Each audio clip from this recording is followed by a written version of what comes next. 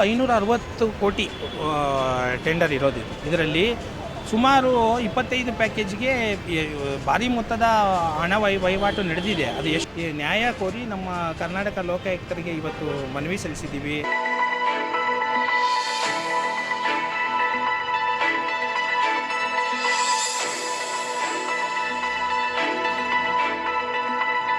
ನೋಡಿ, ನಮ್ಮ ಬೆಂಗಳೂರು ಮಹಾನಗರ ಪಾಲಿಕೆ, ಇಂದಿನ ಬೆಂಗಳೂರು ಮಹಾನಗರ ಪಾಲಿಕೆ ಈಗಿನ GBಯ ವ್ಯಾಪ್ತಿಯ 198 ವಾರ್ಡಲ್ಲಿ ಈ ಮನೆಯಿಂದ ಕಸ ತೆಗೆಯೋಕ್ಕೆ ಒಂದು ಟೆಂಡರ್ ಕರೆದಿದ್ರು 33 ಪ್ಯಾಕೇಜ್ಗೆ. ಅದು ಎವ್ಯಾಲ್ಯೂಯೇಷನ್ ಎಲ್ಲ ಮುಗಿದು 1ನೇ ತಾರೀಕು ಇದೇ ವರ್ಷ ಜನವರಿಯಲ್ಲಿ ಫೈನಾನ್ಸ್ ಬಿಟ್ ಎಲ್ಲ ಓಪನ್ ಆಯಿತು.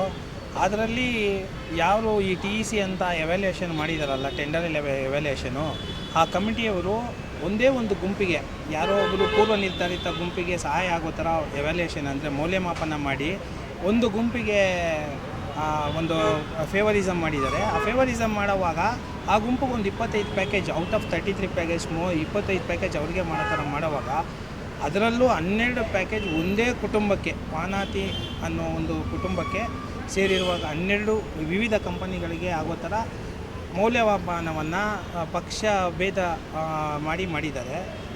ಇದನ್ನು ಖಂಡಿಸಿ ನಾವು ಈಗಾಗಲೇ ಮಾನ್ಯ ಅಪರಾಯ ಮುಖ್ಯ ಕಾರ್ಯದರ್ಶಿಗಳಾಗಿರ್ತಾರೆ ತುಷಾರ್ ಗಿರಿನಾಥ್ ಅವರಲ್ಲಿ ಅಪೀಲ್ ಹಾಕ್ಕೊಂಡಿದ್ವಿ. ಆ ಅಪೀಲಲ್ಲಿ ಒಟ್ಟು 63 ಅಪೀಲ್ ಹಾಕಿದ್ವಿ. 63 ಅಪೀಲನ್ನು ದಿನಾಂಕ 27/1/2026ರಿಂದ 7/2/2026 ಸತತವಾಗಿ ಅವರು ಎಲ್ಲ ಅಪೀಲನ್ನ ವಿಚಾರಣೆ ಮಾಡಿದ್ರು. ವಿಚಾರಣೆ ಮಾಡಿದಾಗ ಮೇಲ್ನೋಟಕ್ಕೆ ಅಪೀಲಲ್ಲಿ ಸತ್ಯಾಂಶ ಇದ್ದಂತನ ಕಂಡುಬಂದು ಅವರು ಈ TECಯಲ್ಲಿ CGM ಆಗಿದ್ರಲ್ಲ, ಚೀಫ್ ಜನರಲ್ ಮ್ಯಾನೇಜರ್, ಅವರು CE ಲೆವೆಲ್ಲು ರಾಘವೇಂದ್ರ ಪ್ರಸಾದ್ ಅಂತ ಇದ್ದಾರೆ, ಅವರಿಗೆ ಒಂದು ಆದೇಶ ಮಾಡ್ತಾರೆ, ನೀವು ಈ ಮೌಲ್ಯಮಾಪನ ಮಾಡಿರ್ತೀರಲ್ಲ, ಆ ಮೌಲ್ಯಮಾಪನ ಮಾಡಿರೋದಕ್ಕೆ ಪ್ರಮಾಣ ಪತ್ರ ನೀಡಿ, ವೆರಿಫಿಕೇಷನ್ ಅಫಿಡೇವಿಟ್ ನೀಡಿ ಅಂತ ಹೇಳ್ತಾರೆ.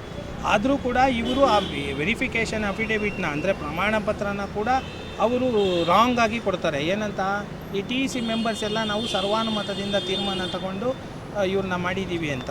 ಈ 12 ಪ್ಯಾಕೇಜು ಮತ್ತು ಟೋಟಲ್ 25 ಪ್ಯಾಕೇಜಲ್ಲಿ ಏನೇನು ಲೋಪದೋಷಗಳಾಗಿವೆ ಅವು ನಾವು ಪಟ್ಟಿ ಮಾಡಿ ಕೊಟ್ಟಿದ್ದೀವಿ.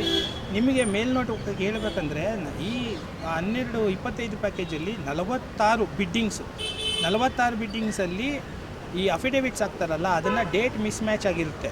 ಅವ್ರನ್ನ ಏನು ಮಾಡ್ತಾರೆ, ಇವ್ರನ್ನೆಲ್ಲ ಯಾರು ಡೇಟ್ ಮಿಸ್ ಮ್ಯಾಚ್ ಮಾಡಿರೋದೆಲ್ಲ ಒಂದೇ ಗುಂಪಿನವರು. ಆ ಗುಂಪಿನವ್ರನ್ನೆಲ್ಲ ಕ್ವಾಲಿಫೈ ಮಾಡಬೇಕು ಅಂತ ಆ ಡೇಟ್ ಮಿಸ್ ಮ್ಯಾಚ್ ಮಾಡಿರೋದನ್ನು ಇವರು ಎಕ್ಸಮ್ಷನ್ ತಗೋತಾರೆ. ಯಾರಿಂದ? CCಯಿಂದ, ನಮ್ಮ GBಯ CC ಮತ್ತು BSWML ಅವ್ರು MD ಆಗಿರ್ತಾರೆ ಮಹೇಶ್ವರ ರಾವ್ರವರು. ಅವರಿಂದ ಒಂದು ಆದೇಶ ತಗೋತಾರೆ. ಏನಂತ, ಇವರು ಮಾಡಿರ್ತಕ್ಕಂಥ ಈ ಡೇಟ್ ಮಿಸ್ ಮ್ಯಾಚನ್ನ ಮೌಲ್ಯಮಾಪನ ಮಾಡುವಾಗ ನಾವು ಮನ್ನಿಸಬೇಕು ಅಂತ. ಅದು ಕಾನೂನಿಗೆ ವಿರುದ್ಧ. ಅದು ಮಾಡಿದರೂ ಪರವಾಗಿಲ್ಲ, ಅದು ಮಾಡಿದ ಮೇಲೂ ಕೆಲವರು ಅನರ್ಹ ಗುತ್ತಿಗೆದಾರರು ಇರ್ತಾರಲ್ಲ, ಅವರು ತುಂಬ ಟೆಂಡರ್ ಇದರಲ್ಲಿ ಕಂಡೀಷನ್ಸ್ನ ವೈಲೇಟ್ ಮಾಡಿರ್ತಾರೆ. ಆದರೆ ಚಿಕ್ಕ ಪುಟ್ಟ ಟೈಪಲಾಜಿಕಲ್ ಎರರ್ ಮಾಡಿರೋರನ್ನ ಹೊರಗಡೆ ಇಡ್ತಾರೆ. ಇವರು ದೊಡ್ಡ ಮೊತ್ತದಲ್ಲಿ ಮಾಡಿರ್ತಕ್ಕಂಥ ತಪ್ಪುಗಳನ್ನ ಮಾಡಿರ್ತಾರಲ್ಲ, ಅವ್ರನ್ನ ಅರ್ಹರನ್ನಾಗಿ ಮಾಡ್ತಾರೆ. ಇದನ್ನೆಲ್ಲ ನಾವು ಪರಿಶೀಲನೆ ಮಾಡಿದಾಗ ಏನಕ್ಕಪ್ಪ ಈ ಥರ ಮಾಡಿದ್ದಾರೆ ಅಂದರೆ, ಇವರೆಲ್ಲ ಮೊದಲೇ ಗುಂಪು ಮಾಡಿಕೊಂಡು ಕಾರ್ಟೆಲ್ ಮಾಡಿಕೊಂಡು ಟೆಂಡರ್ ಹಾಕಿರ್ತಾರೆ. ಈ ಕಾರ್ಟೆಲ್ ಮಾಡಿರೋ ಗುಂಪಿಗೆ ಇವರು ಸಹಾಯ ಮಾಡೋದಕ್ಕೆ ಈ TEC ಮೆಂಬರ್ಸು ಮೌಲ್ಯಮಾಪನ ಮಾಡಿದ್ದಾರೆ ಅನ್ನೋದನ್ನು ನಾವು ಅನುಮಾನ ಬಂದು ನಾವು ವಿಚಾರಣೆ ಮಾಡಿದಾಗ ಕೆಲವೊಂದು ದಾಖಲಾತಿಗಳು ಸಿಕ್ತು. ಆ ದಾಖಲಾತಿಗಳನ್ನೆಲ್ಲ ನಾವು ಮಾನ್ಯ ಕರ್ನಾಟಕ ಲೋಕಾಯುಕ್ತರಿಗೆ ಸಲ್ಲಿಸಿದ್ದೀವಿ. ನಾವು ಈಗ ಏನು ಅಪೀಲ್ ಹಾಕ್ಕೊಂಡಿದ್ವಲ್ಲ ನಮ್ಮ CS ಹತ್ರ, ACS ಹತ್ರ, ಅವರು ಕೂಡ ನಮಗೆ ನ್ಯಾಯ ಕೊಟ್ಟಿಲ್ಲ. ಅದಕ್ಕಾಗಿ ನಾವು ಈ ನ್ಯಾಯ ಕೋರಿ ನಮ್ಮ ಕರ್ನಾಟಕ ಲೋಕಾಯುಕ್ತರಿಗೆ ಇವತ್ತು ಮನವಿ ಸಲ್ಲಿಸಿದ್ದೀವಿ. ನೀವೆಲ್ಲ ಈ ಮಾಧ್ಯಮ ಮಿತ್ರರು ಬಂದಿದ್ದೀರಾ, ನಮಗೆ ನೀವೆಲ್ಲ ಸಂವಿಧಾನ 4ನೇ ಅಂಗ ಇದ್ದಾಗೆ ನೀವು ಇದನ್ನು ಸುದ್ದಿ ಮಾಡಿ ನಮ್ಗೆ ನ್ಯಾಯ ದೊರಕಿಸ್ಕೊಡೋ ಥರ ಮಾಡಬೇಕು ಅಂತ ನಮ್ಮಲ್ಲಿ ಕೇಳ್ಕೊತೀವಿ. ಇದು ಟೋಟಲ್ಲು 560 ಕೋಟಿ ಟೆಂಡರ್ ಇರೋದು. ಇದರಲ್ಲಿ ಸುಮಾರು 25 ಪ್ಯಾಕೇಜ್ಗೆ ಭಾರಿ ಮೊತ್ತದ ಹಣ ವಹಿವಾಟು ನಡೆದಿದೆ. ಅದು ಎಷ್ಟು ಅನ್ನೋದು ತನಿಖೆಯಿಂದ ಹೊರಗಡೆ ಬರಬೇಕು ಅನ್ನೋದು ನಮ್ಮದು ಒತ್ತಾಯ. CS ವೆಂಕಟೇಶ್ ಅಂತ ನಾನು ಗುತ್ತಿಗೆದಾರ.